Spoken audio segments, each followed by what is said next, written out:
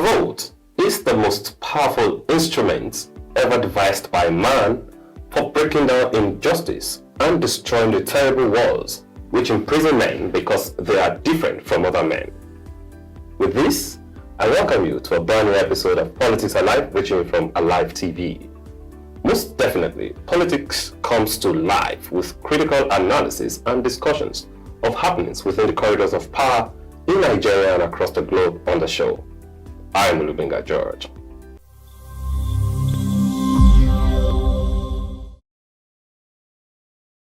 Today, we look into the subject of voter apathy, what it means, why it exists, its impact on our socio-political development, and possible ways of overcoming the menace. The 2023 general elections is about 46 days away, an anticipated watershed day in our checkered political history. Yet, substantial threats continue to emerge on a daily basis, making the possibility of a free, fair, and credible election doubtful. Less than 24 hours ago, the electoral umpire, the Independent National Electoral Commission, INEC, warned that this year's general elections faces a serious threat of cancellation or postponement if the ravaging insecurity is not properly tackled. INEC Chairman Professor Mahmood Yakubu, represented by the Chairman Board of Electoral Institute, Professor Abdullahi Abdul-Zul, gave the warning at the validation of election security training resources in Abuja on Monday. Joining me to look at these issues today is Tochukwu Ifemene, a public policy analyst and youth development expert. He will help us make sense of the issues around voter apathy. It's good to have you join me. Thank you, Mr. Binga. Let's go straight to the point. Nigeria is going to have an election in February 2023.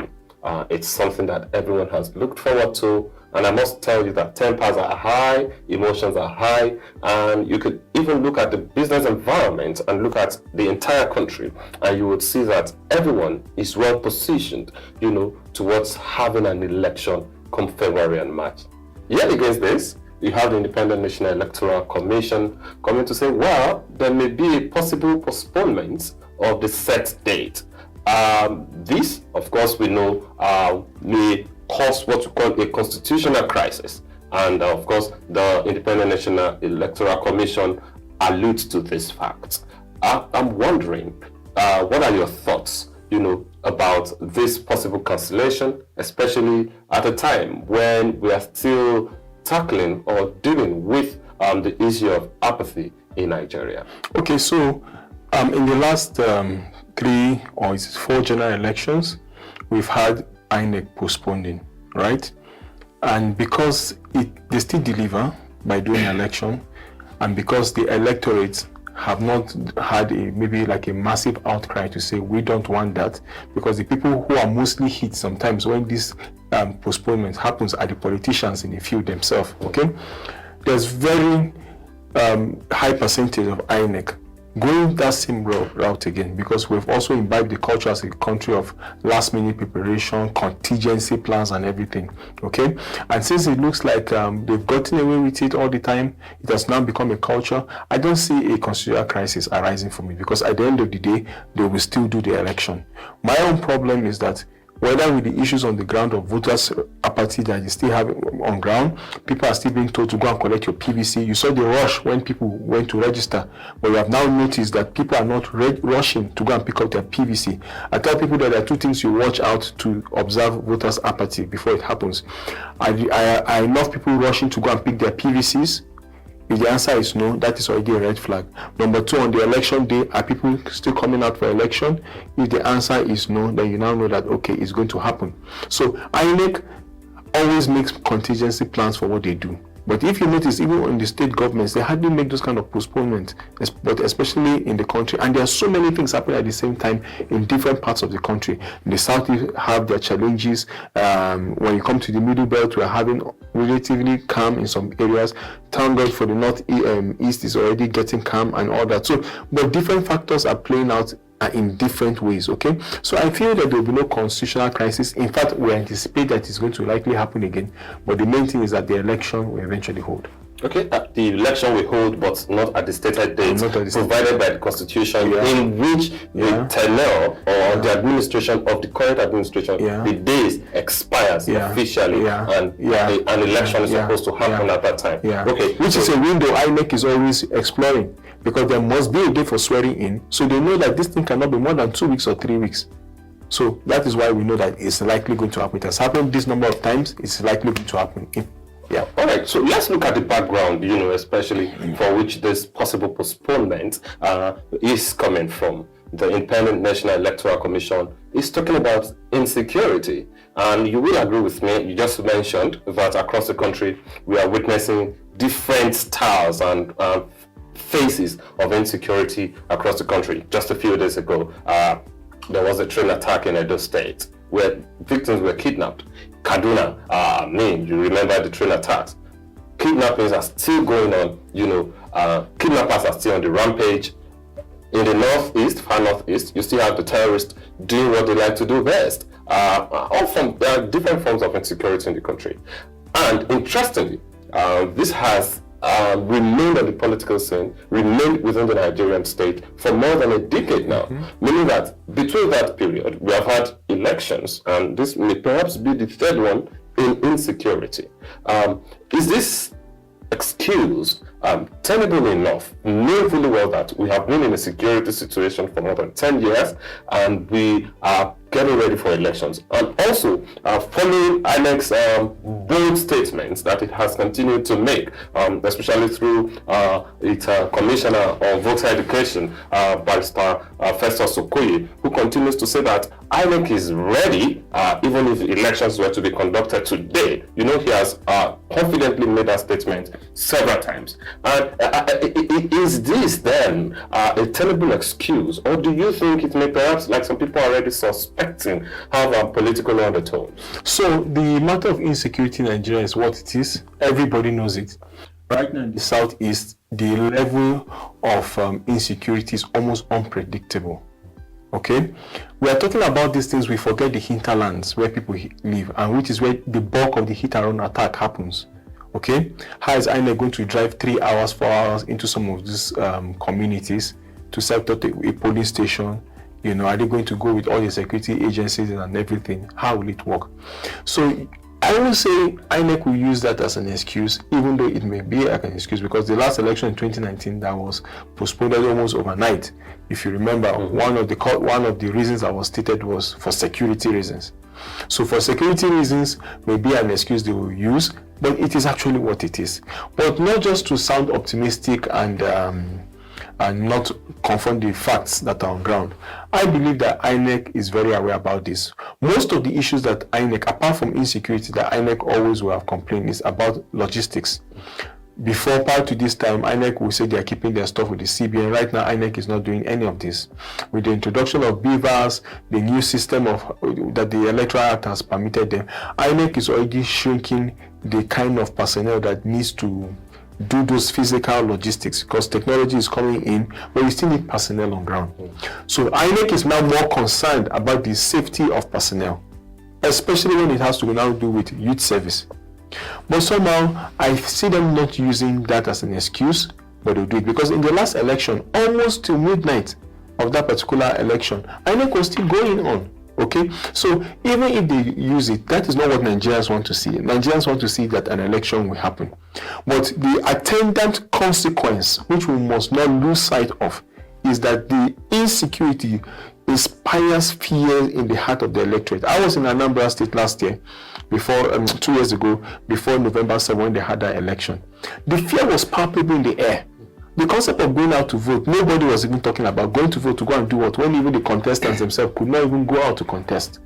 But we have seen a situation where so far so good, most of the contestants have gone around the country, they are doing what they are doing, we are not hearing mass attacks of their vehicles or whatever, So that shows that wherever are the people that may be the sponsor of these terrorists, or whatever mindset or architecture or mastermind that is behind that, has to give way for an election, because it is even to their interest that Nigeria has a change of government.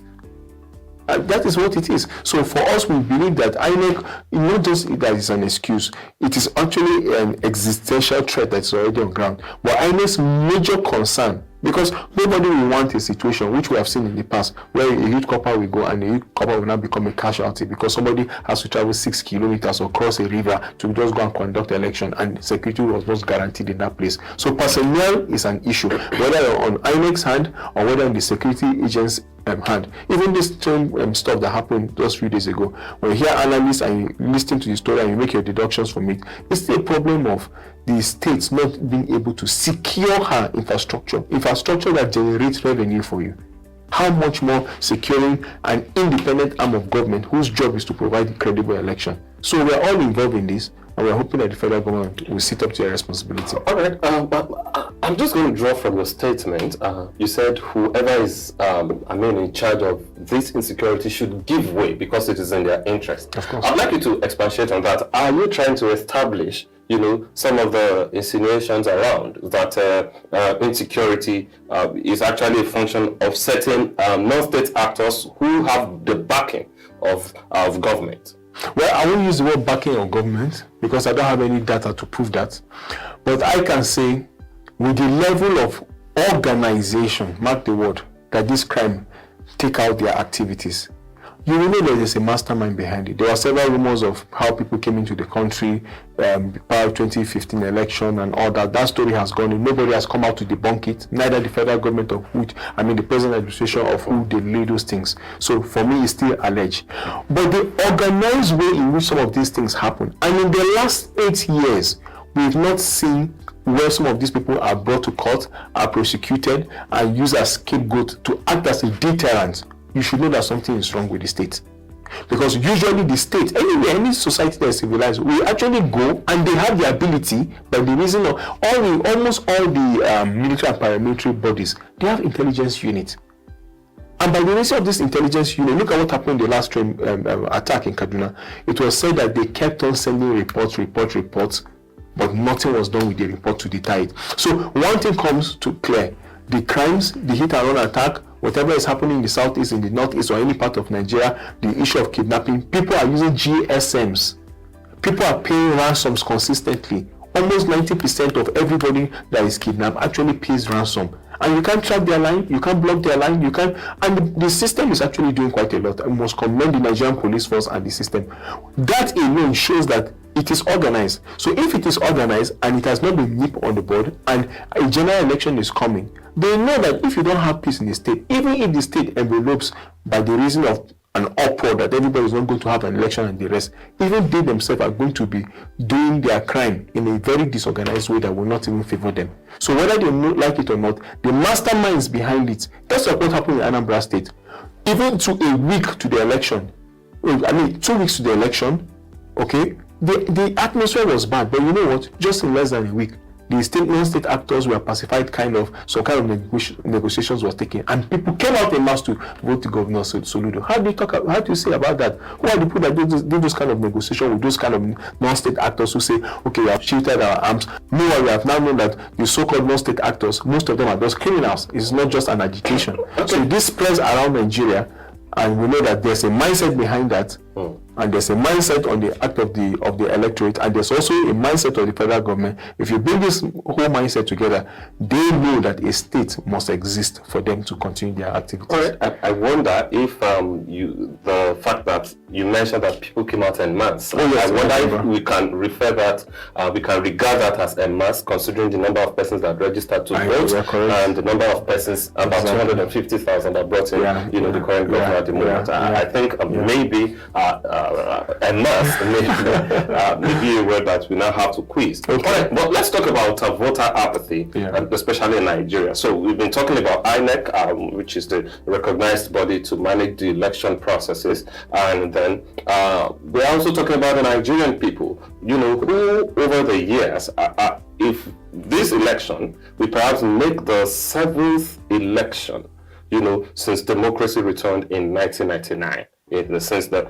advent of the Fourth Republic, which means that there have been several elections, and year after year, perhaps maybe we've added figures, and you look at the statistics of people who come out to vote every year. One of these issues that I would like you to speak to urgently is the fact that In 2019, there were over 20 million people that registered to vote.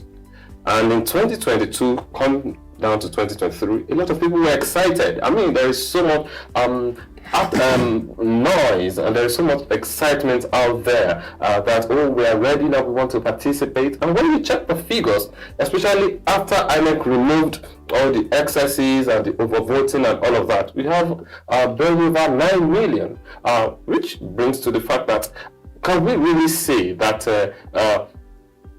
apathy, has really been addressed, or the people just become conscious but do not take action?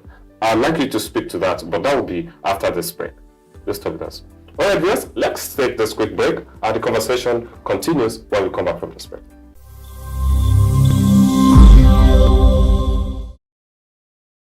Welcome back, everyone. We're still talking voter apathy in Nigeria. And of course, I'm in the studios with Tochukwu Ifedimene, a public policy analyst and youth development expert. All right, I'm sure you remember my question just before we went on the break. Please, let's get your answer. So the concept of voters apathy, we need to first of all understand it. Why do people over these years, why have there been a decline in going out to vote? And like you rightly said, in Anambra State, in the number of millions that were registered, it was just about 250,000. I've forgotten those figures that actually came out. That's a sign of voters' apathy, right? From President Olusegun Obasanjo election in 1999, where he had the highest number of people that voted, about 24 million, to President Buhari in 2015, when he came in, this new administration, of 15 million. You can see that it has been progressively declining. And there are more reasons why it will decline. Why do people go out to vote? Because they believe that their vote will count. They believe that their voice is respected. They believe that they have a part in statecraft. So they come out very inspired. That's why you see in places where election matters, you will even know that it's the electorates that determine. So you see even the politicians trying to skew whatever they want to say, their considerations, their empathy, their promises, their ideologies, towards the electorate. Because at a point in time, the electorate in any kind of society, especially those that have two-party state or whatever, clearly know who they want, what they want, therefore the party will work like that. When you now come to our own climb, okay, like what we have here, we're really doing well, we are making our mistakes, no matter what people say, you will discover that there are many socio-economic factors that lead to this decline. Okay, so from by the time we entered 2003, where the first decline happened, the second decline by the time we are making a transition to Yar'Adua, we want to start examining what were those socio-economic factors that was responsible for this thing. First of all, people are not happy with the choices of the candidate, knowing that the opposition is weak. Number two, for President Yar'Adua's time, if you notice, it was this issue of Niger Delta stuff. It was high in the air. Okay. Over the time the economy is getting bad, people are not seeing what they are supposed to experience with democracy. Look, I used to tell people, I say, if I was in state, I was a government official, or I got into power, or I'm about getting this thing, first of all, I will make inspirational buy-ins to the people who are going to hear. Something completely different. It's not just about the charisma. It's about, so Trump did something recently, caused his contract with the American people. Make it as clear as possible. Make everybody see it. Have some kind of track record, and if in the first election you live up to it, I can tell you, like a nation in Nigeria, voters' apathy will grossly go down and people will come up. Okay, so first of all is lack of sound strategic communication. I can tell you that, have you not noticed something? Unlike before, as we speak right now on the major TV stations, I did a poll and analysis. Unlike before, by this time you even see different state governments making advert on the popular TVs that you have. Okay, it doesn't matter whether people are watching Arise or channels or maybe Alive and the rest. Different governors will be in almost all the platforms trying to market themselves.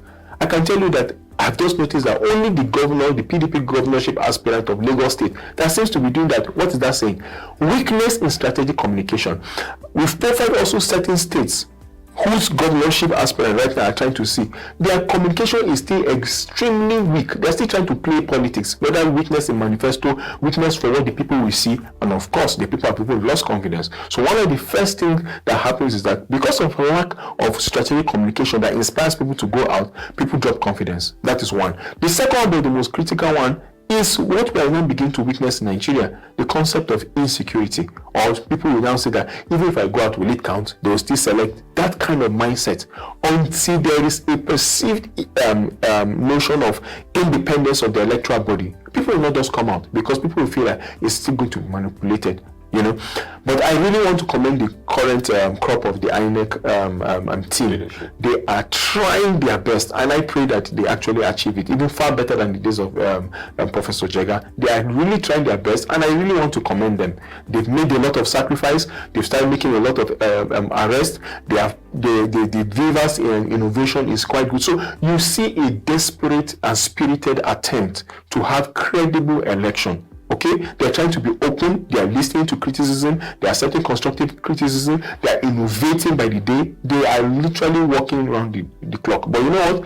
The people right now, half of them are inspired, half of them are not inspired, half of them are scared. And like I keep on saying, sometimes we talk about election in the context of the urban areas.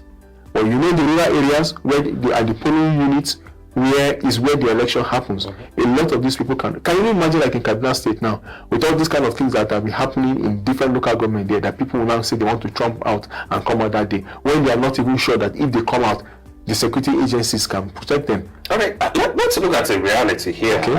Let's check something out. What are the effects of not coming out to vote? Despite all of these challenges and these threats are real, you talked about it.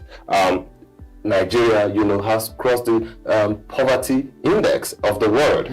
Over 30 million people live in multidimensional poverty. And we know that this may not change. As a matter of fact, may continue to increase if a government that is willing to deliver the dividends of democracy and lift the people out of the situation by creating programs, by ideas, that will stimulate the economy and give access for the people, to live better lives. If such government is not in power, then this decimal may continue. So what are you saying to the Nigerian people now? Yes, lives first. We know you need to live first of all. So security or insecurity on one hand, and the importance of actually going out against all odds to ensure that our votes count, that these votes actually, what are the dangers really of not taking that decision? So when a people do not come out to vote for who they're supposed to vote, there are several consequences. First of all, they will not vote who is supposed to be in power. Number two, they will let those who are not supposed to power to have free access to get into power. Number three, they will not hold that government accountable. After all, I didn't bring you in.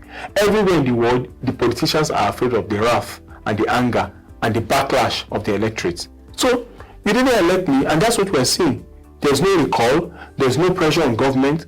They are not accountable, so they can do whatever they want. But the one that pains me and scares me more is the fact that people begin to lose trust in the system that produces politicians, the democratic system. Right now, we say it's still maybe possibly the best form of government. Africa is still going through our experiment. Nigeria has been stable all these 23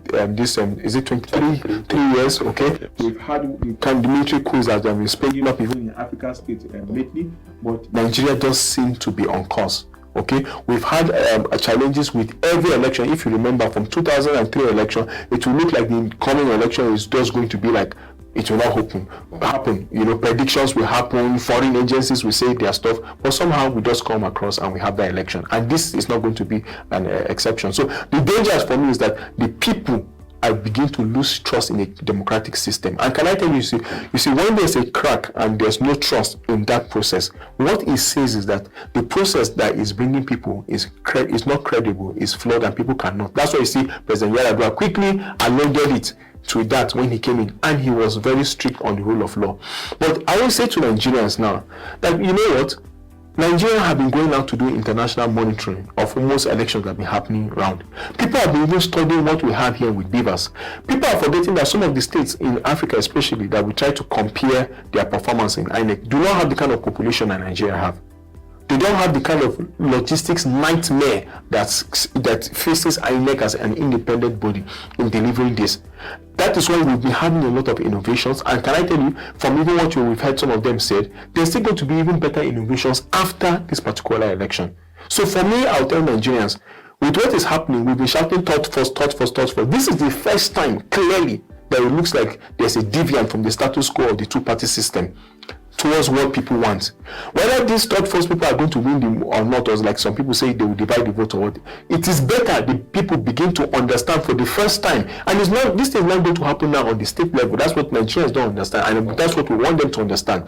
That very soon, credible people will start coming out, whether it's local government, whether it's House of Assembly, whether it's the Senate, whether it is House of Rep, whether it's governorship, whether it's a local government chairman, whether it's councillor, that you can come out if you're a credible man and people know that you are credible, and you can deliver to people dividend of democracy, and you can come out to campaign and vote, you can be elected. For me, that is the message that is happening. So Nigerians should still see this as an improvement, because in the next 2 or 3 elections, I can guarantee you that people will come. Let me make an illustration.